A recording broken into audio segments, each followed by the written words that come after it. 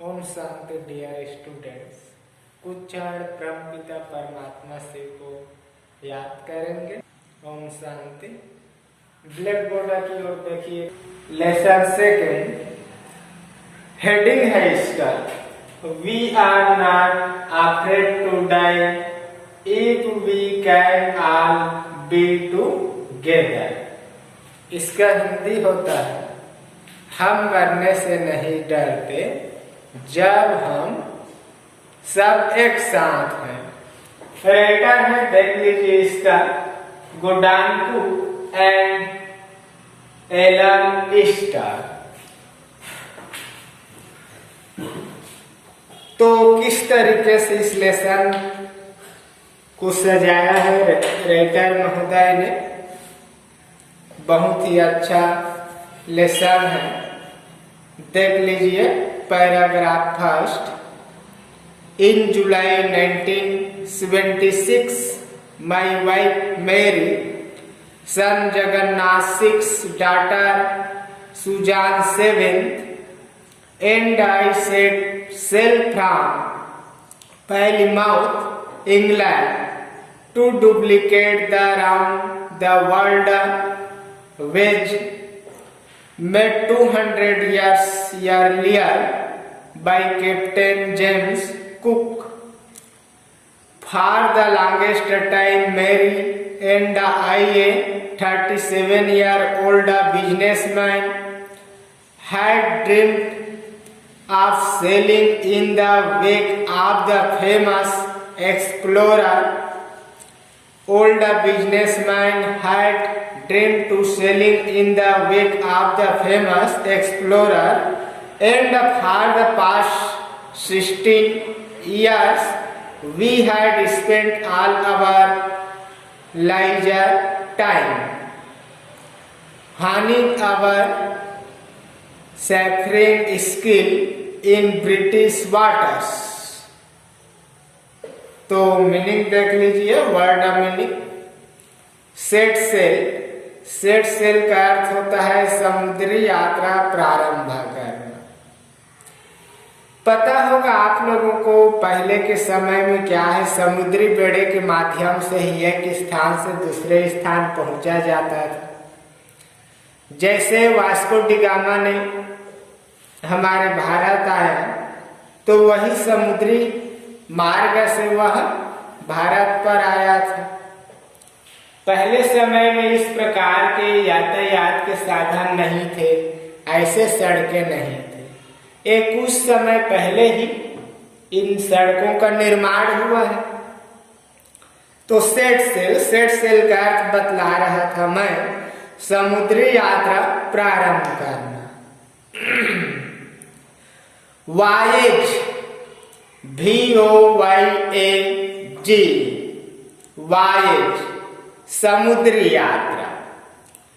In the wake of miss का पीछा करना।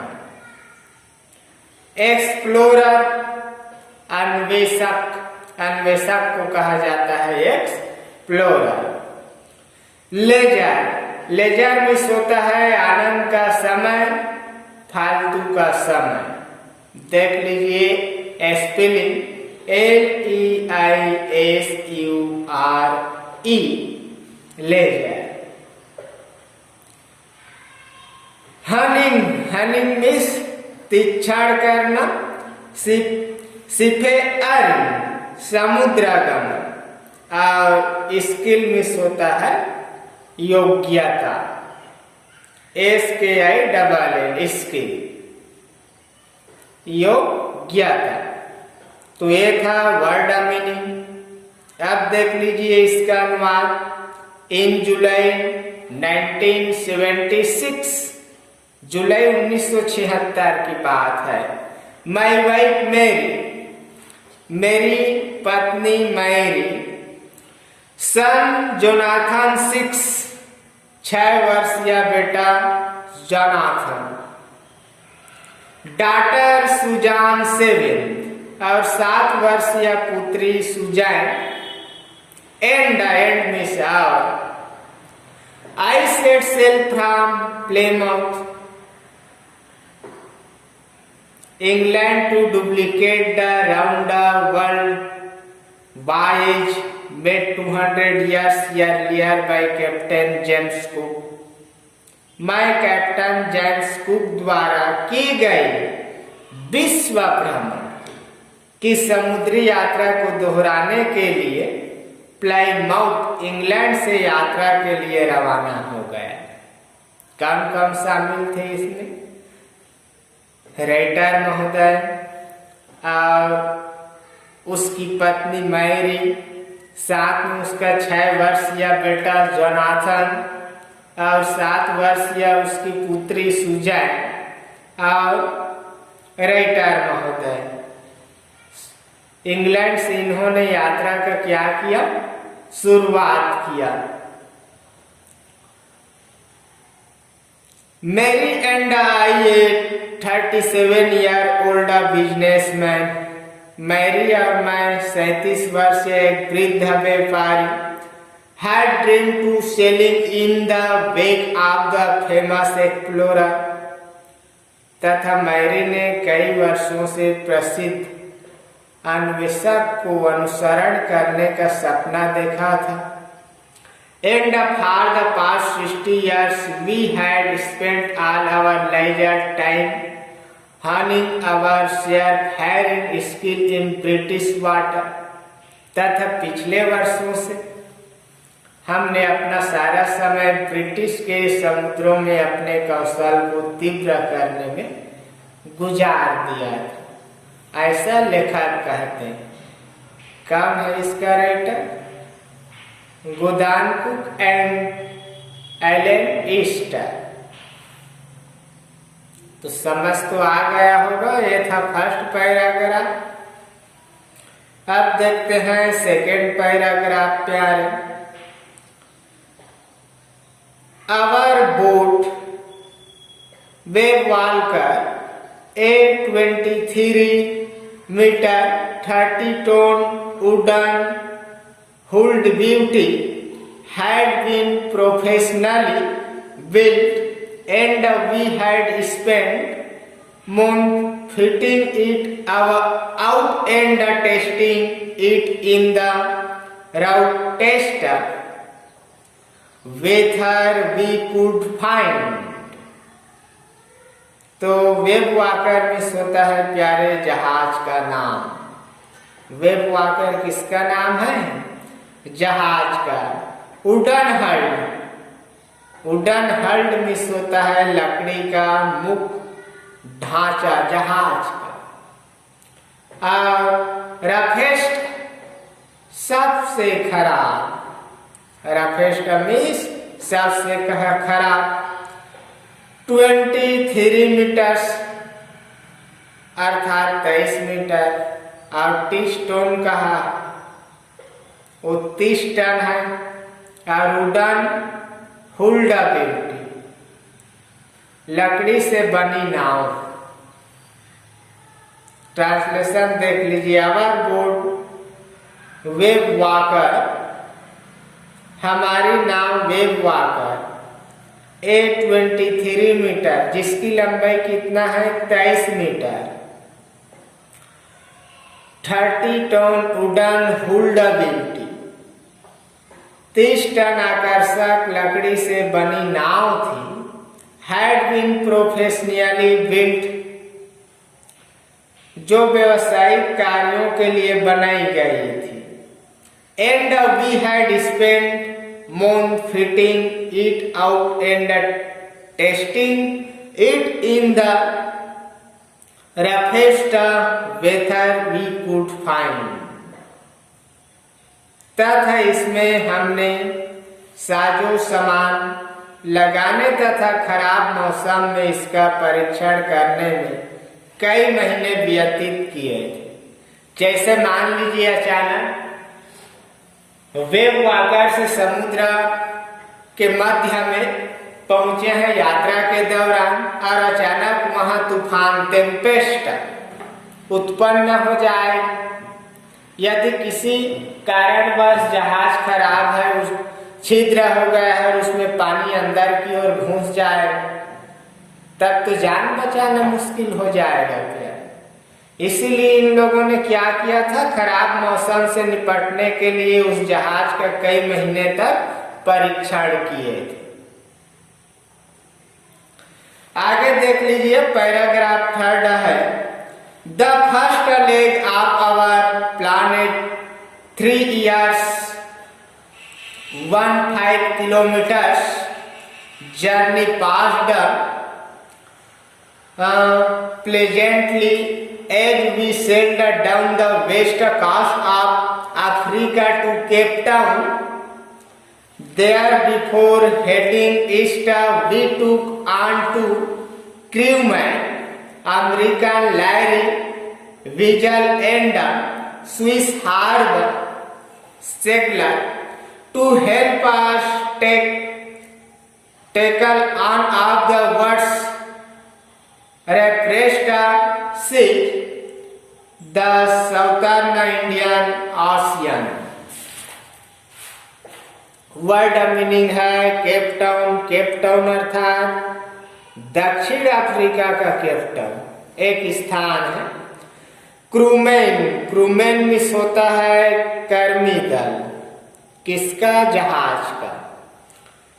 प्लीजेंटली, सुंदर से, सुख से। हेडिंग, हेडिंग मिस होता है की ओर अग्रसर होना। और टेकल, सामना करना।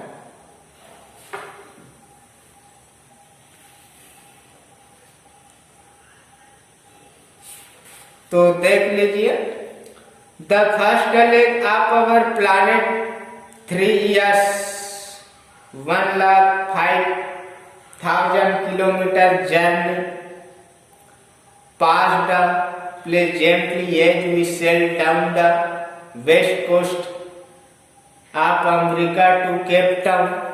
कहने का अर्थ है हमारे 3 वर्ष या 1,05,000 किलोमीटर की योजनाबद्ध यात्रा का प्रथम सोपान अफ्रीका के तट पर केप टाउन पहुंचने के साथ आनंद पूर्वक गुजरा। यह गुजर गया। वहां पूर्व की ओर जाने से पहले हमने दुनिया के सर्वाधिक तूफानी समुद्रों में से एक दक्षिण हिंद महासागर का मुकाबला करने के लिए अमेरिका के 2 नाविक दल के लोग लैरी विजिल व स्विस हर्ब सेगलर को अपने साथ सहायता के लिए तैयार किया।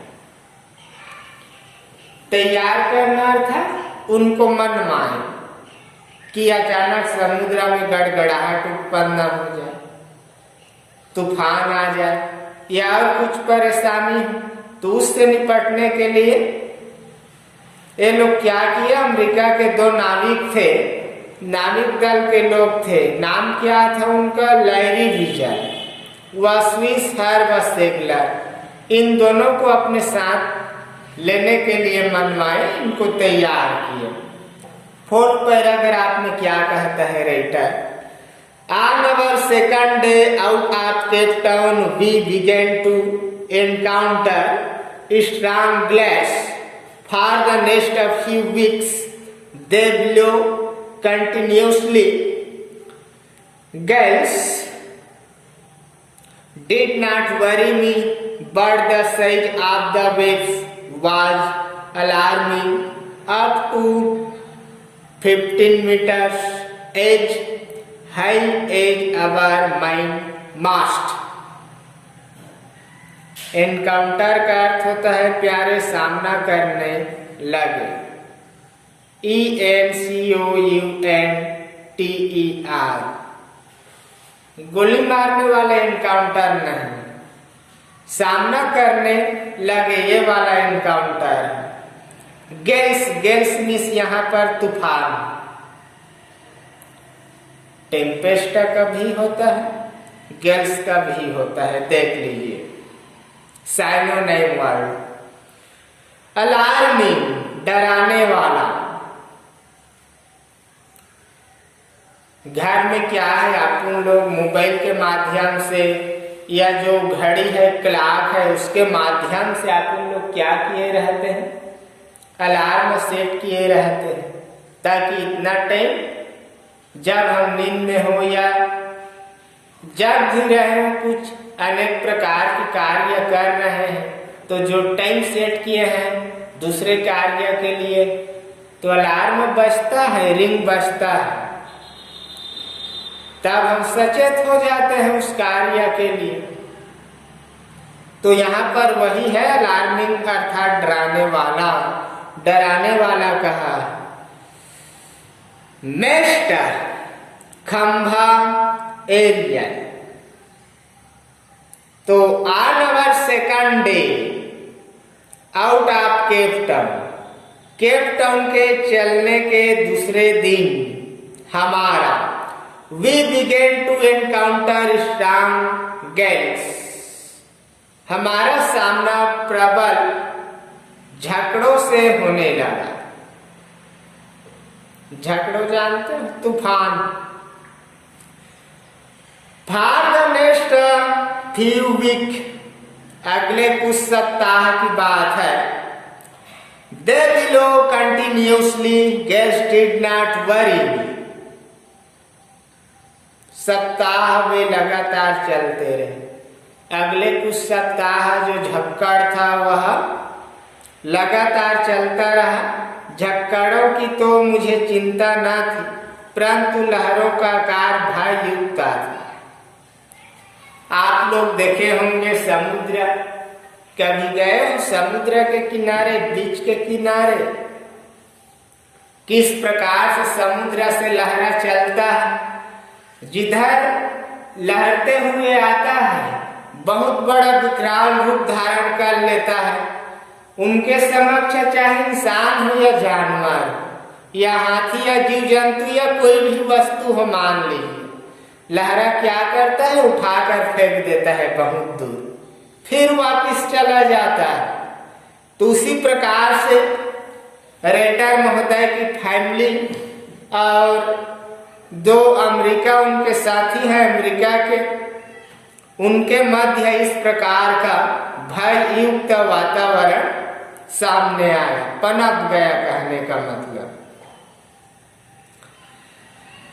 आगे देख लीजिए 15 मीटर, हमारे मुख्य मस्तूल जितना ऊंचा, जो लहरों का आकार भययुक्त था, कितने मीटर था, 15 मीटर। हमारे मुख्य मस्तूल जितना ऊंचा। जिस प्रकार से उसने खंभे लगाए थे जहाज में, बोर्ड में चिन्ह के लिए या झंडे लहरा रहे थे, उसके और ऊपर जो लहरा था। तो ये था 4th पैराग्राफ। अब 5th पैराग्राफ देखेंगे। December 25 found us 3,500 kilometers east of Cape Town, despite atrocious weather. We had a wonderful holiday, complete with a Christmas tree. New Year's Day saw no improvement in the weather, but we reasoned that it had to change soon, and it did change for the worse. और तो despite meaning देख लीजिए, word meaning despite के बावजूद, atrocious भयंकर, रिजंड दलील देना। रिजंड means क्या होता है, दलील देना। तो December 25 फाउंड अस 3,500 किलोमीटर्स। 25 दिसंबर को हम केप टाउन से 3500 किलोमीटर की दूरी पर थे। डिस्पिट एट्रोसियस वेदर, मौसम बहुत खराब होने के बावजूद, We had a wonderful holiday complete with a Christmas tree. हमारा अवकाश क्रिसमस वृक्ष के साथ पूर्णतः आनंद से बीता। New year day saw no improvement in the weather. वर्ष के नए दिन मौसम में कोई सुधार नहीं हुआ। But we reasoned that it had to change soon. किंतु हमने सोचा कि वह शीघ्र ही बदल जाएगा, और वह बदल गया, जो पहले से भी खराब था। ये अनिवार्य तो नहीं है कि बारिश हो रहा है तो एक रात्रि में या 2 रात्रि में मौसम साफ हो जाएगा। हो सकता है और अधिक वर्षा होने लगे, या तूफान आया है तो यह अनिवार्य नहीं है कि एक ही दिन में तूफान समाप्त हो जाए या 1 मिनट में समाप्त हो जाए। अनिवार्य है क्या? नहीं। हो सकता है वो लगातार 10 दिनों तक चले। प्राकृतिक प्रकोप है ये सारा चीज। बारिश है, आंधी है, तूफान है या भूकंप है।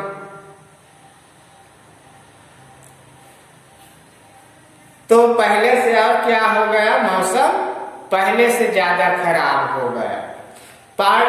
पैराग्राफ 6 में देखिए, part number 6।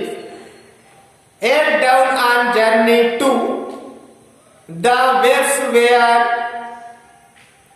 gingating. We were sailing with only a small storm jib and were still making 8 knots. As the ship rose to the top of each wave, we could see endless, enormous sea rolling towards us, and the screaming of the wind and the spray was painful to the ears. To slow the boat down, we dropped the storm jib and laced a heavy mooring rope in a loop across the stern. Then we double laced everything, went through our life raft drill, attached the lifelines, donated oil and life jackets and wet. तो word meaning इस तरह से है down, DAWN, down, उषाकार। इस term का क्या होता है? उषाकार होता है। गिंगांटिक, विशाल, और जिग माने होता है तीका, राना, पार, अर्थात पीछे हटना। नोट्स, KNOT, के साइलेंट है, देख लीजिए। नोट्स मिस होता है समुद्री मील। एनोरामस, एनोरामस मिस विशाल। स्क्रीमिंग, चित्कार। लेस्ट, बांध देना। LASHED, लेस्ट, बांध देना। मूर्निंग रोप, MOORING ROPE, मूरिंग रोप, किश्ती से लंगर बांधने की रस्सी। लूप माने होता है फंदा, स्टर्नमिस होता है जहाज का पिछला हिस्सा, और डोंड, पहन लिया। और अनुवाद इस प्रकार से, head down on journey to, जनवरी की बात है, जर्नी नहीं, सॉरी, जनवरी। 2 जनवरी को सुबह के समय लहरें विशालकाय थी। Head down on January 2, the waves were गिंगांटी। तो 2 जनवरी को सुबह के समय लहरें क्या थी? विशालकाय थी। We were sailing with only a small star Majib and the were still making 8 knots. हम मात्र एक छोटी तिकोनी पाल लेकर यात्रा कर रहे थे और अब भी 8 समुद्री मील की गति से चल रहे थे। जहाज जब प्रत्येक लहर की चोटी पर पहुंचता था तो हमें असीम दीर्घकाल समुद्र अपनी ओर घूमता हुआ आता दिखाई देता था।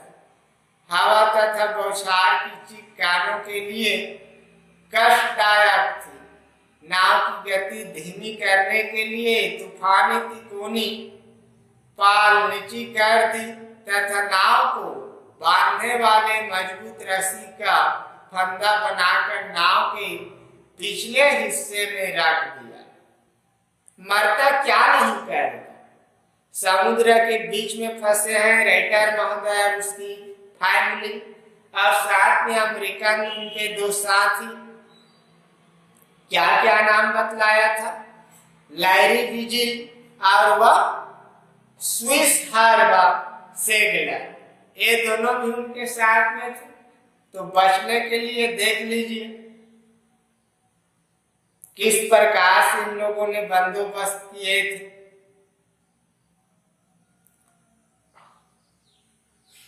तूफानी तिकोनी पाल नीची कर दी थी और नाव को बांधने वाली मजबूत रस्सी का फंदा बनाकर नाव के पीछे हिस्से में रख दिया था।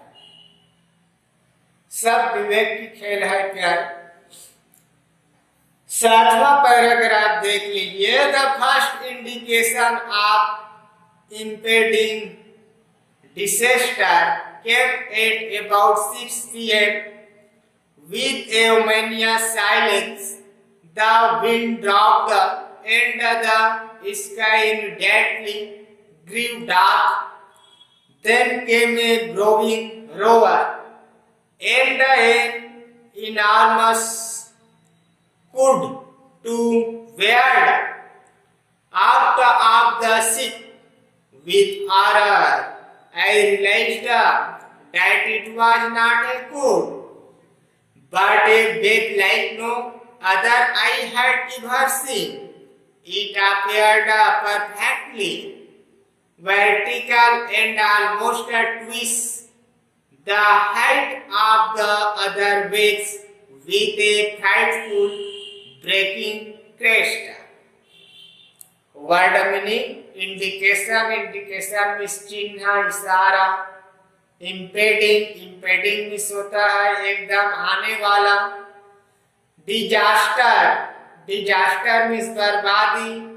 आमिनस अशुभ सूचक। ओअर, रोअर। दहाड़, ROAR, रोवर। दहाड़ और टू बेल्ड अप, छा गए। हारर, हारर मीन्स भय, फ्राइटफुल, भयानक। तो the first indication of impending disasters came at about 6 p.m. तो पहला संकेत शाम काल के लगभग 6 बजे। अब शकुन शांति के साथ निकट आया। देख लीजिए हवा बंद तो हो गई और आकाश तुरंत अंधकारमय हो गया। फिर ऊंची गरज हुई और एक बहुत बड़ा बादल जहाज के पीछे भाग के पास उठा। भय के साथ मैंने अनुभव किया कि यह एक बादल नहीं है किंतु एक लहर के समान है जिसे मैंने पहले कभी नहीं देखा था। कौन कह रहा है? राइटर महोदय कह रहे हैं। यह पूर्णतः खड़ी दिखाई देती थी और दूसरी लहरों से लगभग 2 गुनी ऊंची थी और उसका टकराने वाला ऊपरी भाग भयानक था। ऐसा बादल उत्पन्न हो गया घेर लिया जहाज को, इनके समुद्री बेड़े को क्या कर लिया, घेर लिया। रेटर महोदय इस प्रकार के बादल कभी नहीं देखे थे। हवा तो बंद हो गया, किंतु उनके जहाज के आसपास अंधेरा छा गया। कैसा रहा होगा दृश्य, आप सोच सकते हैं, आप देख ही सकते हैं। हमारे आसपास में जब बिजली चमकने लगती है, थोड़ा अंधेरा होता है, लोग क्या कहते हैं, वर्षा होगा तब वही मचा देगा, बाढ़ लाएगा, गांव को बहा कर ले जाएगा। अनेक तरह तरह के विचार उत्पन्न होता है। किंतु रेटर महोदय जिस स्थिति में फंसा था, वह ऐसा स्थिति और कभी नहीं देखा था और न ही कभी फंसा था। ऐसे समय और ऐसे परिस्थिति में लेखक महोदय और उनकी फैमिली फंस चुकी थी। तो इस विषय में इतना ही। नेक्स्ट डे को आगे बढ़ूंगा 8वां पैराग्राफ की ओर। इतना मीनिंग लिखना है, तैयारी करना है, बहुत बड़ा पाठ है। क्वेश्चन नोट कर लेंगे विद्यार्थी। एक्सरसाइज अंडरस्टैंडिंग द टेक्स्ट, पाठ को समझिए ऐसा कह रहा है। क्वेश्चन नंबर फर्स्ट है इसमें, list the step taken by the captain, कप्तान ने जो कदम उठाए थे उनकी सूची। पहला दिया है, to protect the ship when rough weather began, जब खराब मौसम शुरू हुआ जहाज को सुरक्षित रखने के लिए।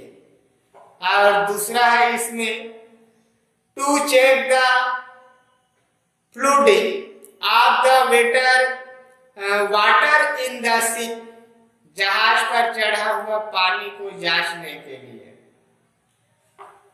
तो ये list the step taken by the captain, 2 point दिया है, दोनों पॉइंट का आंसर। क्वेश्चन नंबर सेकंड है प्यारे, describe the mental condition of the voyagers on 4 and 5 January, 4 और 5 जनवरी की समुद्री यात्राओं की मानसिक स्थिति का वर्णन करिए।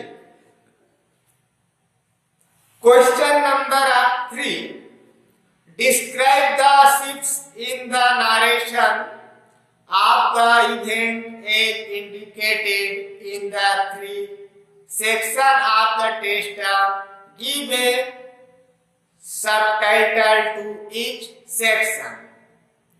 अर्थात पाठ के 3 भागों में कार्य प्रणाली को घटनाक्रम के अनुसार जो वृत्तांत दिखाया गया है उनका वर्णन करिए।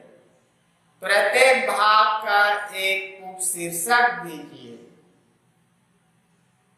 We are not afraid to die, अर्थात हम मरने से नहीं डरते। दूसरा देना प्यारे, preparations before setting out for a voyage, समुद्री यात्रा के लिए निकलने के पहले तैयारी करना। और थर्ड देना, चेयरफुल लैंडिंग, प्रसन्नता पूर्वक अवतरण। ये अंतिम भाग। फिर नेक्स्ट डे को दूंगा टॉकिंग अबाउट द टेक्स्ट से, अर्थात पाठ के बारे में सोचिए ऐसा।